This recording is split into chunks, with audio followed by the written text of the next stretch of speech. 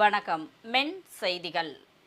தமிழக வெற்றிக் கழகத்தின் தலைவர் திரு சி. ஜோசப் விஜய் அவர்கள் தமிழ்நாட்டின் 13வது முதலமைச்சராக பதவியேற்றதைத் தொடர்ந்து தமிழக வெற்றிக் கழகத்தின் மதுரை கிழக்கு தொகுதி குளமங்கலம் மேற்கு ஒன்றியம் சார்பாக பட்டாசு வெடித்து பொதுமக்களுக்கு இனிப்புகள் வழங்கி கொண்டாடப்பட்டது.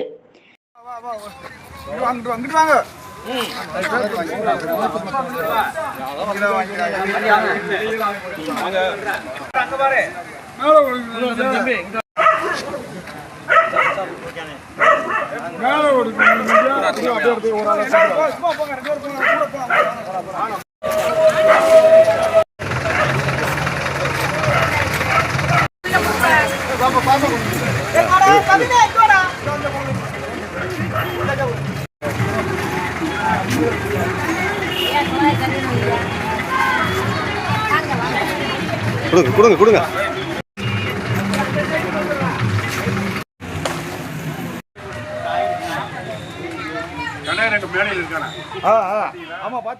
இதில் குளமங்கலம் மேற்கு ஒன்றிய செயலாளர் குசி மார்நாடு தலைமையில் இணை செயலாளர் சுந்தரமூர்த்தி, பொருளாளர் நாகராஜன், துணை செயலாளர் ஜெயக்கண்ணன், மகளிர் அணி துணை செயலாளர் கிரேசி மேரி, ஒன்றிய செயற்குழு உறுப்பினர்கள் கண்ணன், பாண்டி, முனீஸ்வரன், சாய் அரவிந்த், ராதா நாகராஜ், மாணிக்கவாசகம், சங்கர் மணிகண்டன், மதுமிதா, குளமங்கலம் கிளை நிர்வாகிகள் கனகவேல், பாஸ்கரன், ராமநாதன், கார்த்திக், மணிமாறன், வினோத், கௌதம், மார்நாடு, சாரதி, கார்த்திக், செந்தில் ஆகியோர் கலந்து கொண்டனர். நிர்வாகிகளுக்கும் முதல் கண் வணக்கத்தை தெரிவித்துக் கொள்கிறேன்.